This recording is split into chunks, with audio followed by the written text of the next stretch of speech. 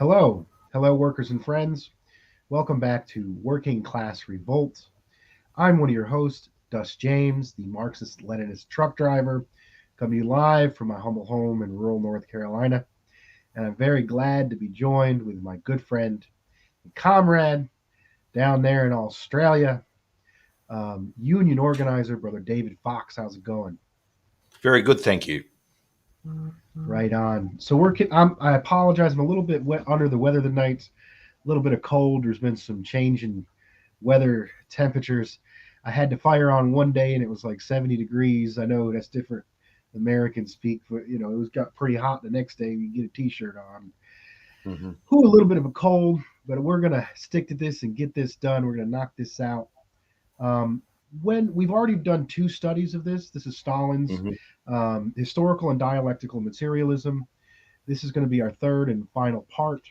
We were actually in the middle of a long description of Stalin's scientific analysis on the developments, the material and historical development in Europe.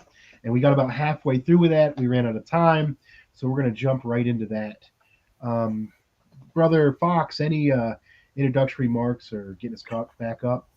Well, further for viewers, we posted the links in the chat group. If you actually want to read this very important and very classic piece by Joseph Stalin, Dialectical and Historical Materialism. It's on, I think it was Marxist.org. So if you wish to actually follow us there, like as Dust pointed out, we're actually in the middle of the last part of historical materialism. So feel free to jump on there. But if you want to use that for further links and further study groups, not links, but yeah, for further study and for further reading, feel free to click on that link as well. Yeah, before I get into the text, I just want to reiterate what we've already said a bunch of times. Um, Comrade Stalin, came from, you could say, even a lumpen background, a proletarian background, a peasant background, an oppressed national background. And he went from that to lead the first large scale industrial socialist revolution in the world, and stood up and inspired the oppressed nations to kick off the chains of imperialism all around the world, and took people from desperate, backwards poverty and war into a modern economy within a few decades. And they use scientific socialism to do that, and there's no downplaying that. I know I said a lot there. Before we read, anything to add before we get into it? No, I think actually further on, it's still studied quite extensively throughout a lot of countries. Actually, I dare say it's actually quite extensively studied through China. I was talking to a Chinese comrade the other day.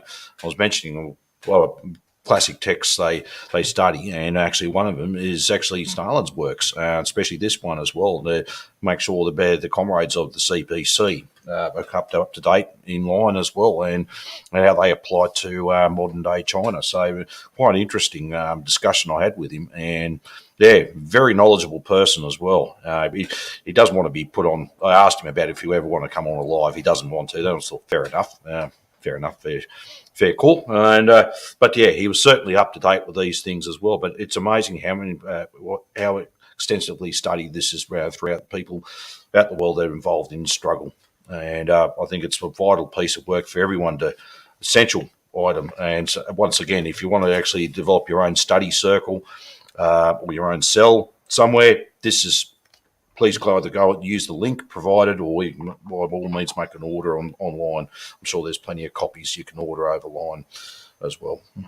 Okay, without further ado, we're going to get right into the text. Yep. The new productive forces require that the workers in production shall be better educated and more intelligent than the downtrodden ignorant serfs, that they be able to understand machinery and operate it properly. Therefore, the capitalists prefer to deal with wage workers who are free from the bonds of serfdom and who are educated enough to be able properly operate machinery. But having developed productive forces to a tremendous extent, capitalism has become enmeshed in contradictions which it is unable to solve. By producing larger and larger quantities of commodities and reducing their prices, capitalism intensifies competition, ruins the mass of small and medium private owners, converts them into proletarians, and reduces their purchasing power, with the result that it becomes impossible to dispose of the commodities produced. On the other hand, by expanding production and concentrating millions of workers in huge mills and factories, capitalism lends the process of production a social character and thus undermines its own foundation, inasmuch as the social character of the process of production demands the social ownership of the means of production. Yet the means of production remain private capitalist property, which is incompatible with the social character of the process of production. These irreconcilable contradictions between the character of the productive forces and the relations of production make themselves felt in periodical crises of overproduction. When the capitalists finding no effective demand for their goods, owing to the ruin of the mass of population which they themselves have brought about, are compelled to burn goods, destroy manufactured goods, suspend production, destroy productive forces, at a time when millions of people are forced to suffer unemployment and starvation, not because there are not enough goods, but because there is an overproduction of goods. This means that the capitalist relations of production have ceased to correspond to the state of productive forces of society and have come into irreconcilable contradiction within. This means the capitalism is pregnant with revolution. Those mission it is to replace the existing capitalist ownership of the means of production by socialist ownership. The means that the main feature of capitalist system is a most accurate class struggle between the exploiters and the exploited. The basis of the relations of production under the socialist system, which so far has been established only in the Soviet Union, is the social ownership of the means of production. Here, there are no longer exploiters and exploited. The goods produced are distributed according to labour performed on the principle, he who does not work, neither shall he eat. Here, the mutual relations of people in the process of production are marked by comradely cooperation and the socialist mutual assistance of workers who are free from exploitation. Here, the relations of production fully correspond to the state of productive forces. For the social character of the process of production is reinforced by the social ownership of the means of production. For this reason, socialist production in the USSR knows no periodical crisis of overproduction and their accompanying absurdities. Oh, okay. Right, okay. There's a little bit different read in there. So I'll go such as the independence of the development of the relations of production on the development of the productive forces of society and primarily on the development of the instruments of production, the dependence by virtue of which the changes in development of the productive forces sooner or later lead to corresponding changes in development of the relations of production. The use and fabrication of instruments of labour, says Marx, although existing in the germ among certain species of animals, is specifically characteristic of the human labour process, and Franklin therefore defines man as a tool-making animal. Relics of bygone instruments of labour possess the same importance for the investigation of the extinct economic forms of society as do fossil bones for the determination of the extinct species of animals. It is not the articles made, but how they are made that enables us to distinguish different economic epochs. Instruments of labour not only supply a standard of the degree of development to which human labour has attained, but they are also indicators of the social conditions under which that labour is carried on, and that's by instruments of labour. Marx has in mind primarily instruments of production, and that's a note from Stalin. And further, A. Social relations are closely bound up with productive forces and acquiring new productive forces. Men change their mode of production, and in changing their mode of production and changing the way of earning their living, they change all their social conditions. The hand mill gives you society with the feudal lord, the steam mill, society with the industrial capitalist. B.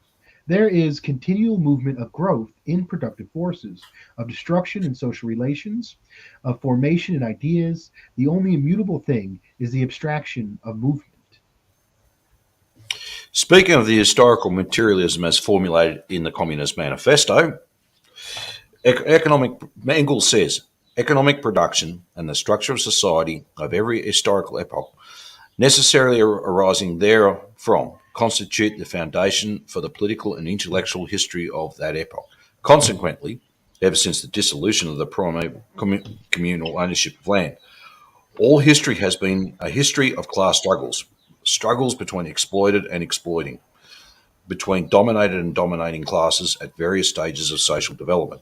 This struggle, however, has now reached a stage where the exploited and oppressed class, the proletariat, can no longer emancipate itself from the class which exploits and oppresses it, the bourgeoisie, without at the same time forever freeing the whole society from exploitation, oppression, and class struggles. And that's from the Birth of the Communist Manifesto. It's actually in here. A third feature of production is that the rise of new productive forces and of relations of production corresponding to them does not take place separately from the old system.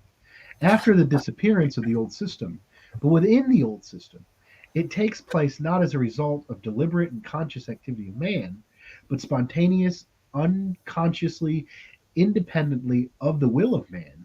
It takes place spontaneous and independent of the will of man for two reasons.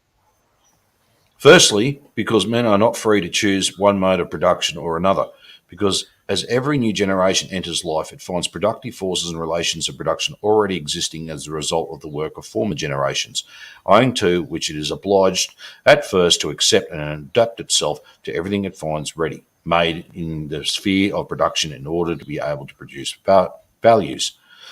Well, sorry, to be able to Second, produce material values. Sorry, missed that word. Secondly, because when improving one instrument of production or another, one element of the productive forces or another, men do not realize, do not understand, or stop to reflect what social results these improvements will lead to, but only think of their everyday interest of lightening their labor, of securing some direct and tangible advantage for themselves. When, gradually and gropingly, certain members of primitive communal society passed from the use of stone tools to the use of iron tools, they, of course, did not know and did not stop to reflect what social results this innovation would lead to. They did not understand or realize that a change to metal tools meant a revolution in production, that it would, in the long run, lead to the slave system. They simply wanted to lighten their labour and secure an immediate and tangible advantage. Their conscious activity was confined within the narrow bounds of this everyday personal interest. When in the period of the feudal system, the young bourgeoisie of Europe began to erect alongside of the small guild workshops large manufactories, and thus advance the productive forces of society. It, of course, did not know, did not stop to reflect what social consequences this innovation would lead to. It did not realize or understand that this small innovation would lead to regrouping of social forces, which was to end in a revolution both against the power of kings, whose favors it so highly valued, and against the nobility, to whose ranks its foremost representatives not infrequently aspired.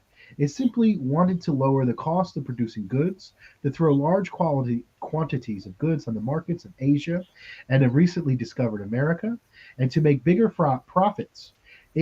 Conscious activity was confined within the narrow bounds of this commonplace practical aim. When the Russian capitalists, in conjunction with foreign capitalists, energetically implanted modern large scale machine industry in Russia, while leaving Sodom intact and turning the peasants over to the tender mercies of the landlords, they, of course, did not know and did not stop to reflect what social consequences this extensive growth of productive forces would lead to. They did not realise or understand that this big leap in the realm of the productive forces of society would lead to a regrouping of social forces that would enable the proletariat to effect a union with the peasantry and to bring about a victorious socialist revolution. They simply wanted to expand industrial production to the limit, to gain control of the huge home market, to become monopolists, and to squeeze as much profit as possible out of the national economy. Their conscious activity did not extend beyond their commonplace, strictly practical interests.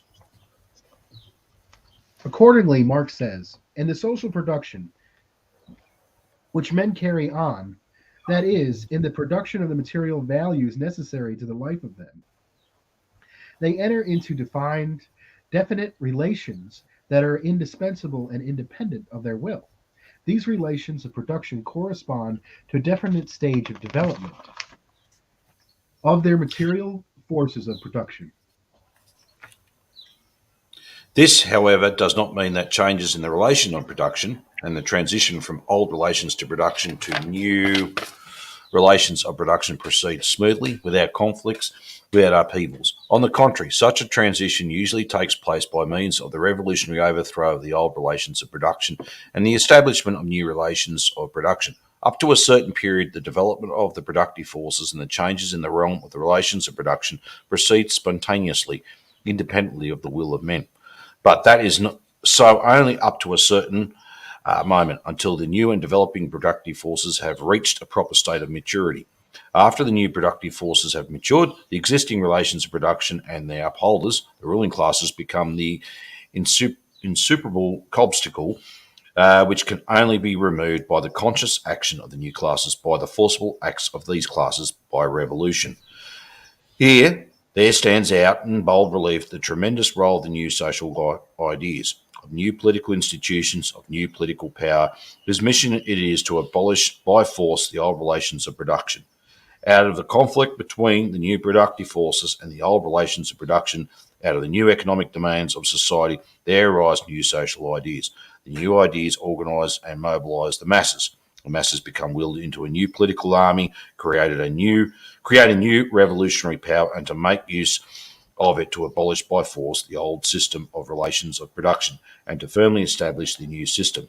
The spontaneous process of development yields place to the conscious actions of men, peaceful development to violent upheaval, evolution to revolution.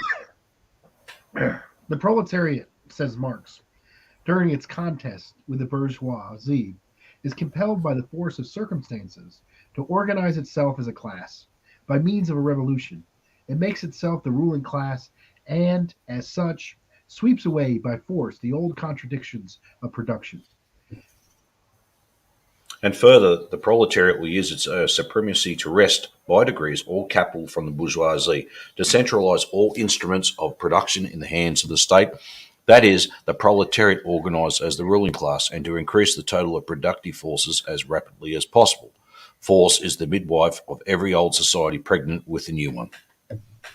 Here, in the brilliant formulation of the essence of historical materialism given by Marx in 1859, and his historic preference to his famous book, Critique of Political Economy, in the social production in which men carry on, they enter into definite relations that are indispensable and independent of their will. These relations of production correspond to a definite stage of development of the material forces of productions. The sum total of these relations of production constitutes the economic structure of society, the real foundation, on which rises a legal and political superstructure, and to which correspond definite forms of societal consciousness. The mode of production in material life determines the social, political, and intellectual life processes in general. It is not the consciousness of men that determines their being, but on the contrary, their social being that determines their consciousness. At a certain stage of their development, the material forces of production in society come in conflict with the existing relations of production, or what but a legal expression for the same thing, with the property relations within which they have been at work before. From forms of development of forces of production, these relations turn into fetters. Then begins an epoch of social revolution. With the change of the economic foundation, the entire immense superstructure is more or less rapidly transformed. And considering such transformations, a distinction should always be made between the material transformation and the economic conditions of production, which can be determined with the precision of natural science, and the legal, political, religious, aesthetic, or philosophic, in short, ideological forms in which men become conscious of this conflict and fight it out. Just as our opinion of individual is not based on what he thinks of himself, so we cannot judge of such a period of transformation by its own consciousness. On the contrary, this consciousness must be explained rather from the contradictions of material life, from the existing conflict between the social forces of production and the relations of production. No social order ever disappears before all the productive forces for which there is room in it have been developed, and new higher relations of production never appear before the material conditions of their existence have matured in the womb of the old society itself. Therefore, mankind always sets itself only such tasks as it can solve, since looking at the matter more closely, we will always find that the task itself arises only when the material conditions necessary for its solution already exist, or at least in the process of formation. Such is the Marxist materialism as applied to social life, to the history of society. Such are the principal features of dialectical and historical materialism. It will be That's it. then it will be seen from what a theoretical treasure was safeguarded by Lenin for the party and protected from the attacks of the revisionists and renegades, how important was the appearance of Lenin's book Materialism Imperial Criticism from the development of our party. I think that was this is put in with a different that was like a it conjoins the next lesson with the it's the I'm reading from the Yeah. history of the Communist Party of the Soviet Union, and Stalin's historical and dialectical materialism is in there, and it goes right into um, some of the history of the Soviet Union. Yeah. Okay, so Well, so we this one's go an ahead. excerpt. This was actually set up for a party school back in 2007 when I was in the Communist Party, and but yeah, had to be just sort of some wording was brought up to date as well. Right on. Thank you, comrade. That was we finished. We finally finished reading it. Um, Hey. maybe we can just talk on a few points. Um, points here. I mean, we actually, I thought we stopped at a bad spot. We actually didn't stop at a bad spot. We stopped right at while, we stopped right at the high point. Yeah. Stalin, like I said earlier, was leading a socialist revolution and forming a new society. And he was teaching the people about what the knowledge they understood to do it, and that is this knowledge. And when we entered this section, we came up right on the optimistic point where it was a transition from capital, what within capitalism creates Mm. socialism. And if I mean it's rather obvious the contradictions within it.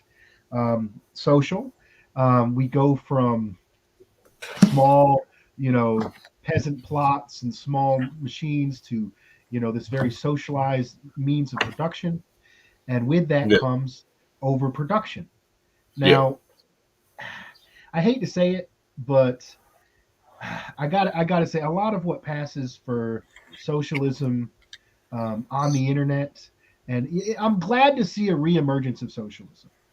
I grew up my whole life, most of my life in the South, and anti-communism runs rampant. And I'm glad to see more young folks interested in socialism than ever before.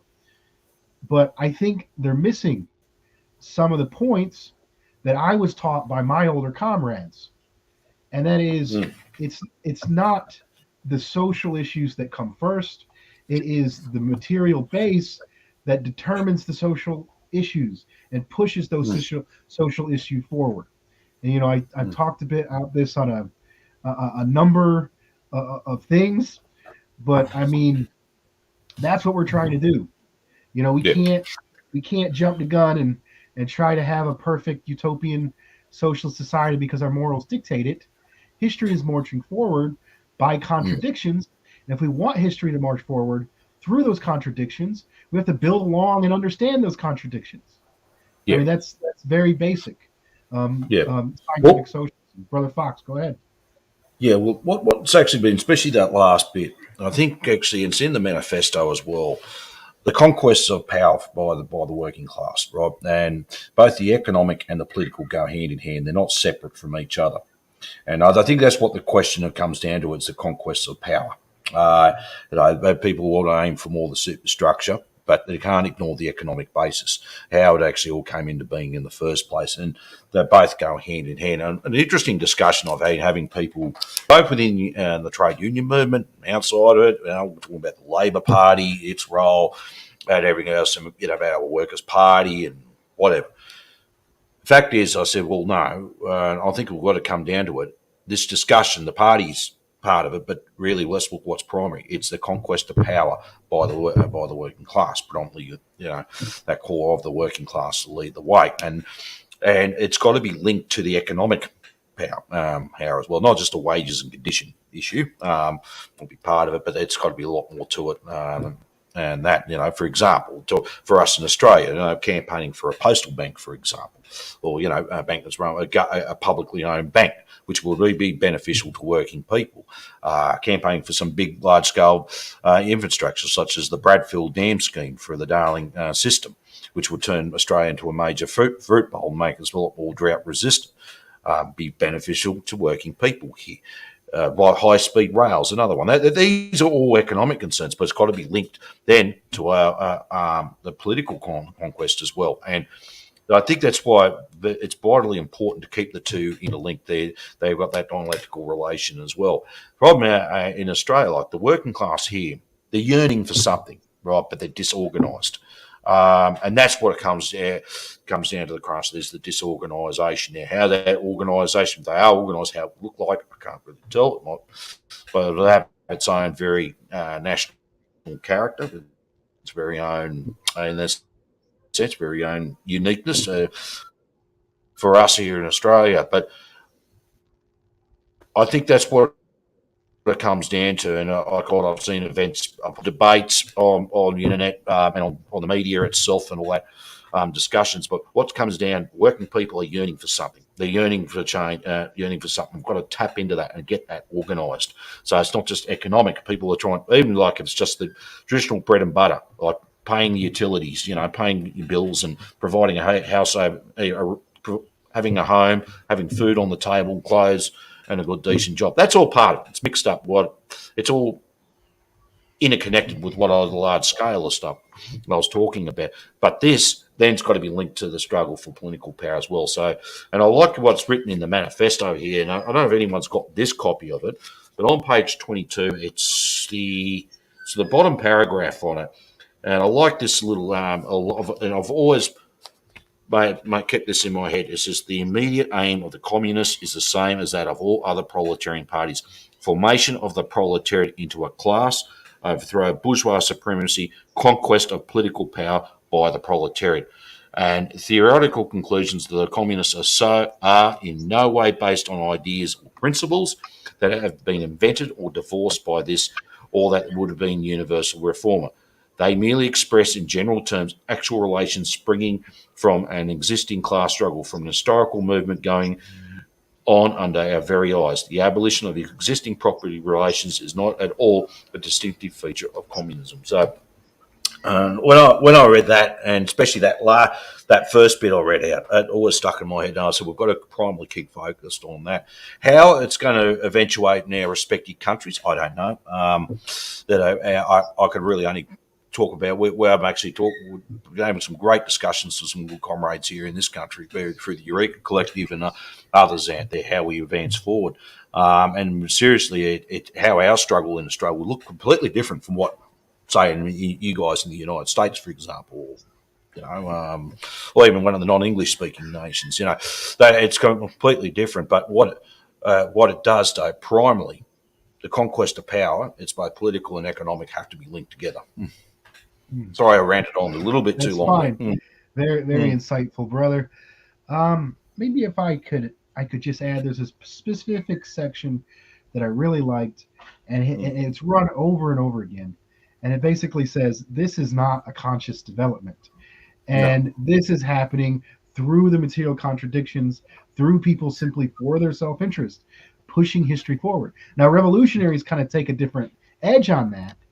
But what they do is they understand this contradictions and then act within their understanding society to help bring history forward through the class struggle.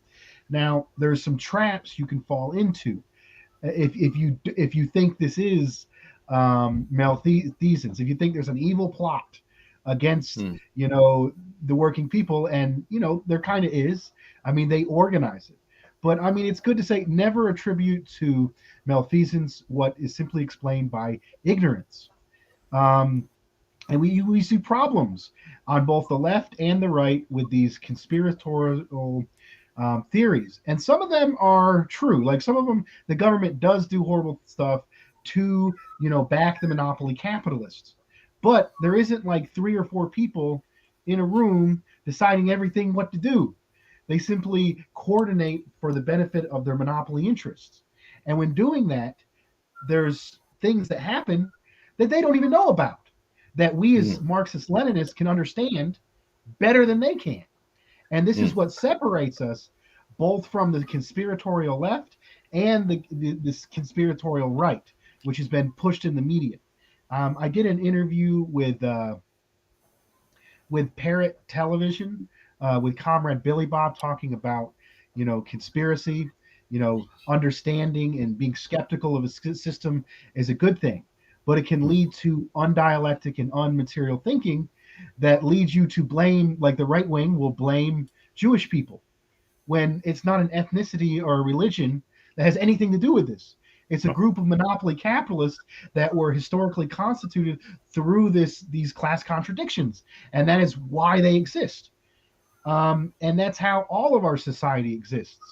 I mean, in the United States, I would say the oppression of black and brown people as oppressed nations is at the very core of the material conditions in this country. You have, the general working class under the boot of first colonialism and then capitalism, and then later monopoly capitalism.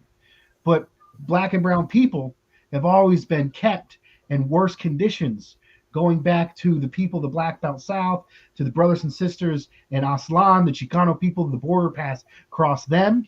They Mm. have, through both the political and economic system, that it actually is part of a material understanding. National oppression is part of the mode of production itself in the era of imperialism. And a lot of people get this jumbled up, especially the more orthodox academic Marxists who like to trash, revolutionary movements and call black nationalists, call them black Nazis and all this crazy stuff, or call the Chinese party, oh, they're not real socialist and all this crazy stuff. When in reality, national oppression is in the era of monopoly capitalism was a part of that, and it doesn't really get into, Stalin doesn't get into that, but it's necessary to understand in the era of imperialism. I know I said a lot, but you go ahead, brother Fox. No, no.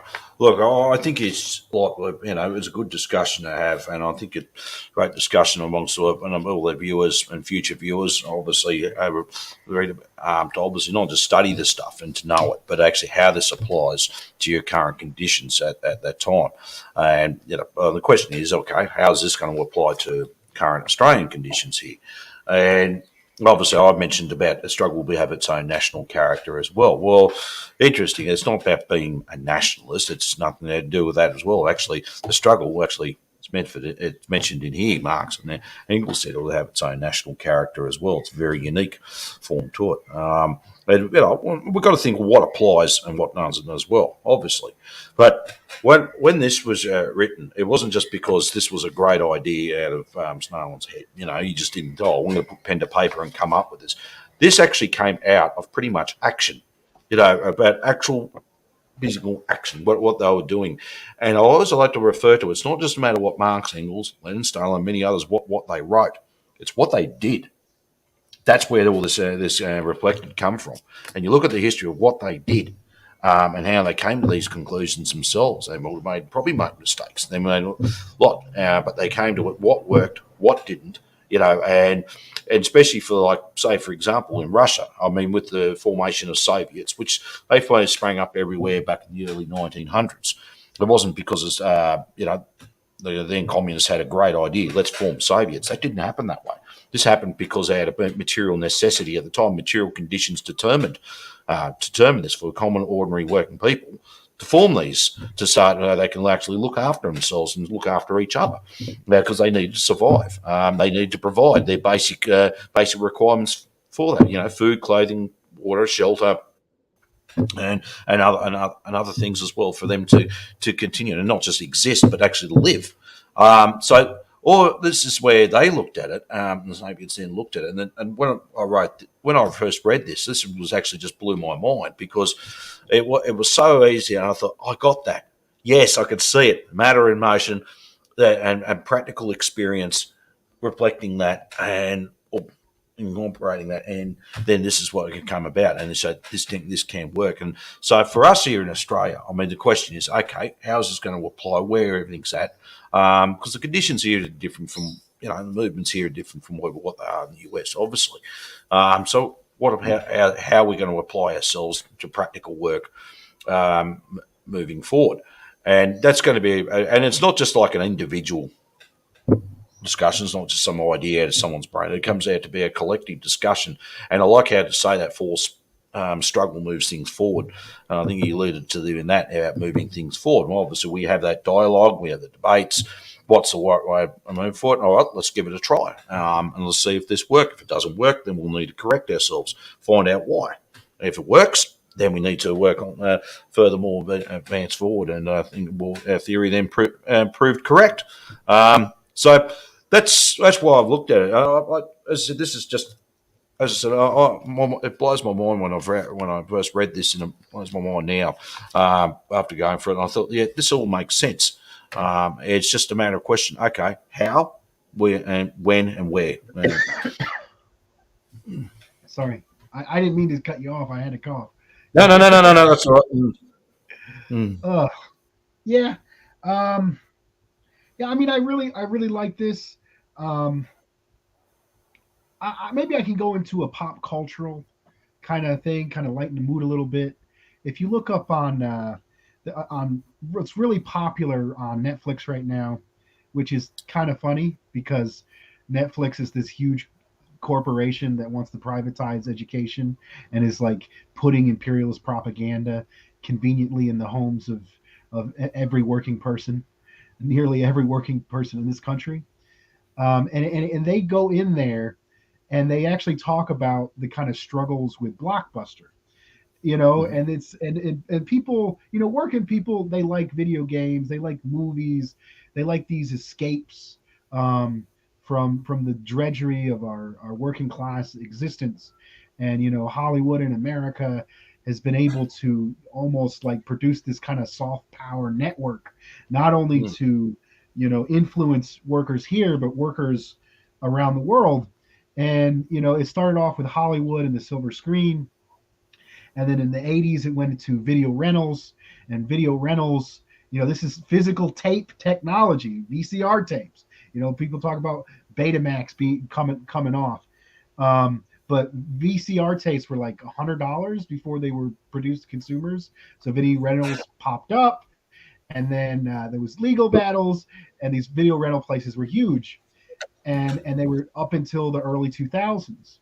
And Blockbuster, was bought by, I think, Time Warner and this huge company, and they had no idea. They thought they were safe. They didn't understand what technology was going to do, the physical means, the networks, the wires, the circuits, the machines behind me. I collect VHS tapes. I collect VHSs. I like exploring with the feel of older technology and having those experiences. They're rather cheap, but they didn't know. Blockbuster, this huge company, didn't know that Netflix and was going to take over the streaming market. And now, instead of things, whole shipping networks to send physical media, now we have these few Amazon, Netflix. It's Netflix was like really big, but there's becoming more Hulu and other ones. Disney's come out recently. Um, and you got these tech giants competing, not only for media dollars from workers, but also this is influenced by the government state apparatus Mm, to try to filter propaganda to mm, the people. And that's just one instance of how. mm. Just think about any instance in your life, from the media we consume to the books we read to the physical equipment you work on your job. When that technology changes, that has effects on the entire society, both social, political, and economical. I can get back into this with truck driving. I started driving trucks about 8 years ago, and the automatic transition for a tractor trailer wasn't huge. It was being put into production. It was being utilized, but it wasn't completely utilized as it is today. And I actually learned how to float gears. You know, I worked for one of the biggest flatbed companies where they haul higher loads, and started to enjoy the feel of a stick shift transmission, a 10 speed, a 9 speed, and be able to my muscles and my mind working in coordination with that large machine to get it down the highway. It was kind of a thrilling and experience for me, and that was kind of taken away with the automatic. Now some of the younger drivers are going to talk shit about me right now, saying I'm an old hat for still liking the gear systems and what have you. But I mean, there was results of that. If we look, I mean, when technology changes, from something that was skilled labor to slightly more unskilled labor.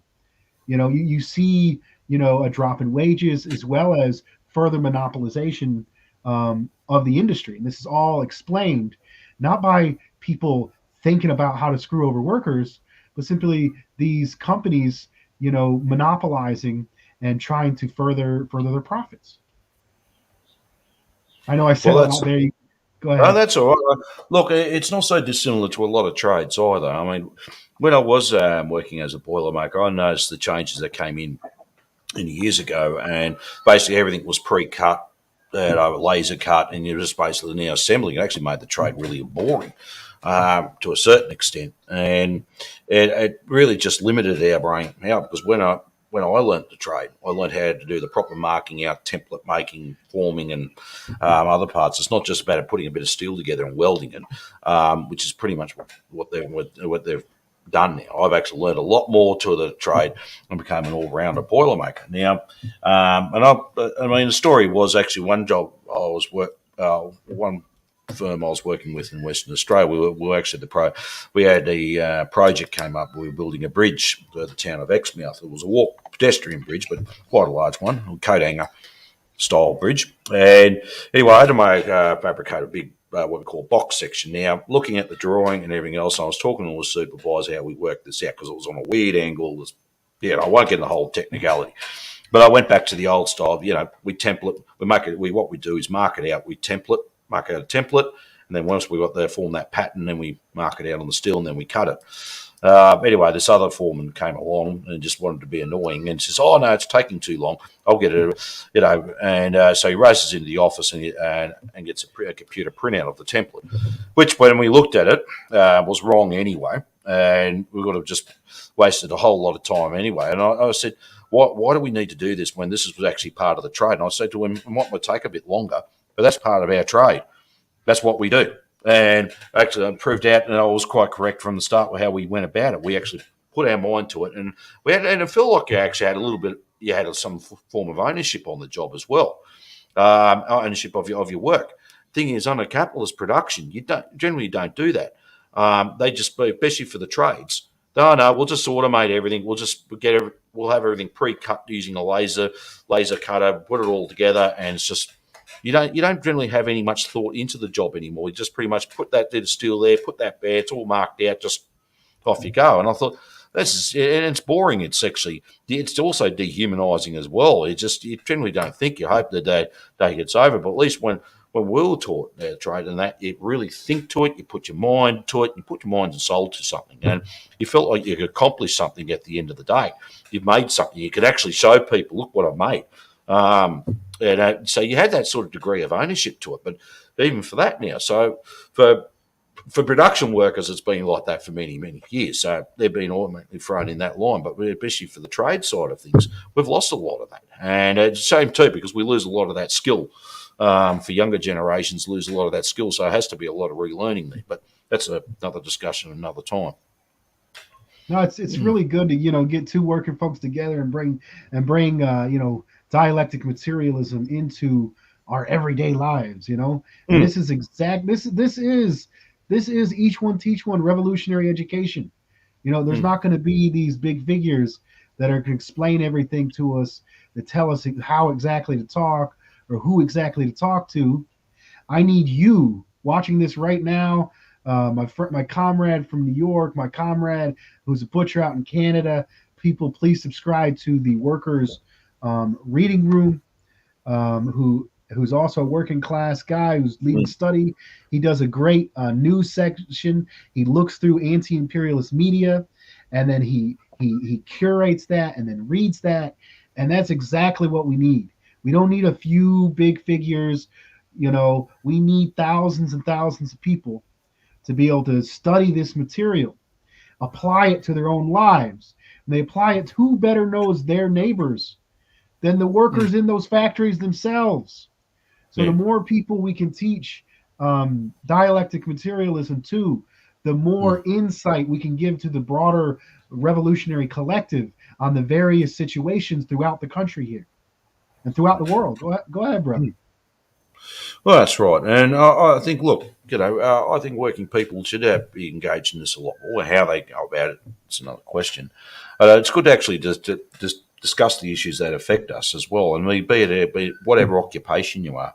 It's good to actually explain what's going on at work, and actually losing that power to feel like you had something. Yeah, you felt you were part of something. You felt good at the end of the day. You've accomplished something. All that sort of gone by the wayside. They don't care now. They just regard you. You're just part of the commodification of capitalist production, and they regard us as surplus to requirement, and they just buy you at the end of the day.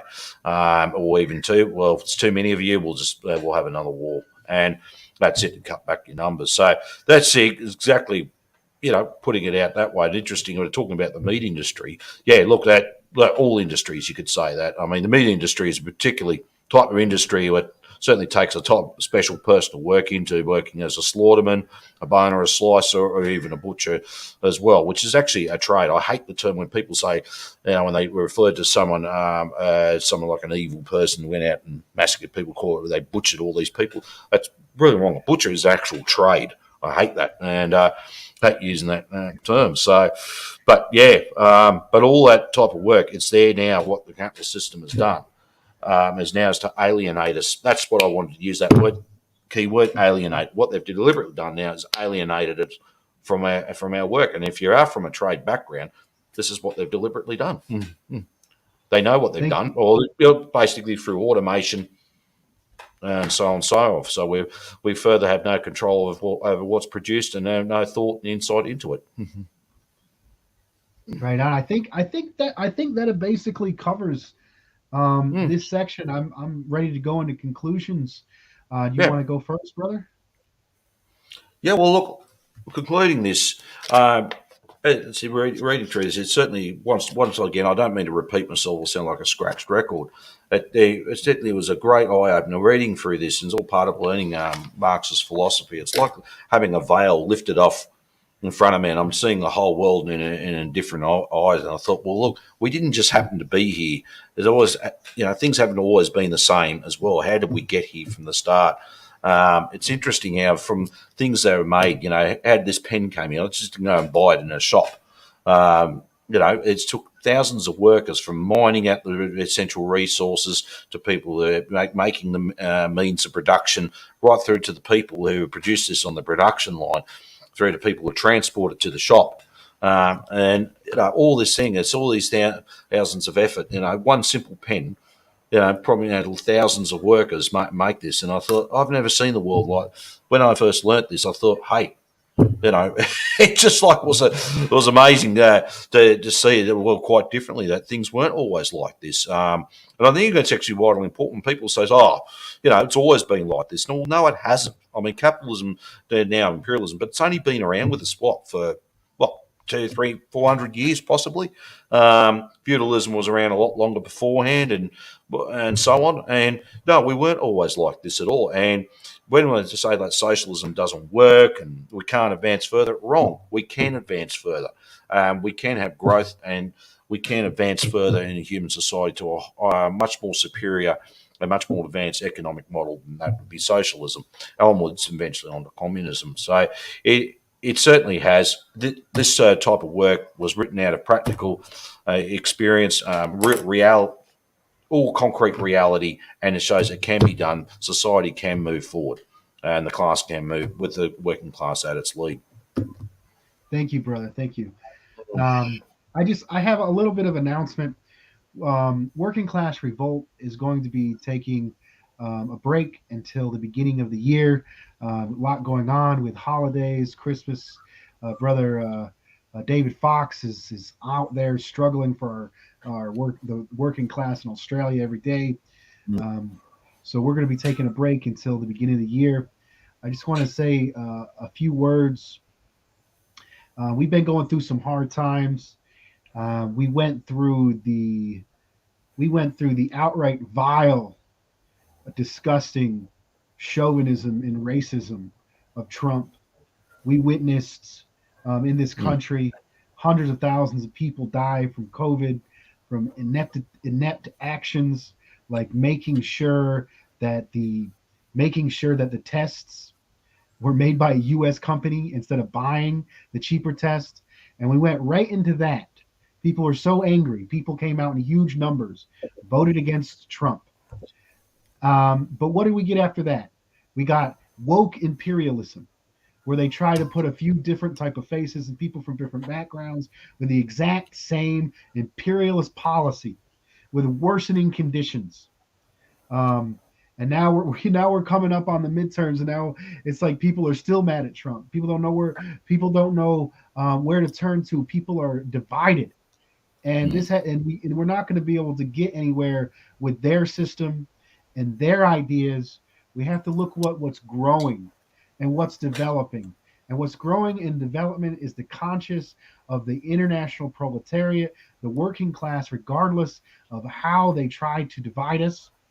We need to get rural and urban workers together, and we need to understand the material conditions that it's us against this few monopoly capitalists that are trying to hold us back.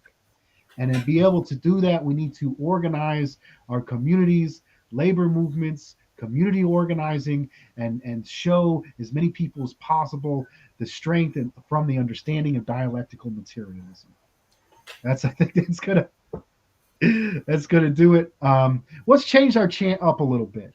We've been doing the chant wrong this whole time, and it was the brother from the Young Lords, the our elder, the great painter, Carlito, who we interviewed, who showed me we was doing this chant wrong the whole time.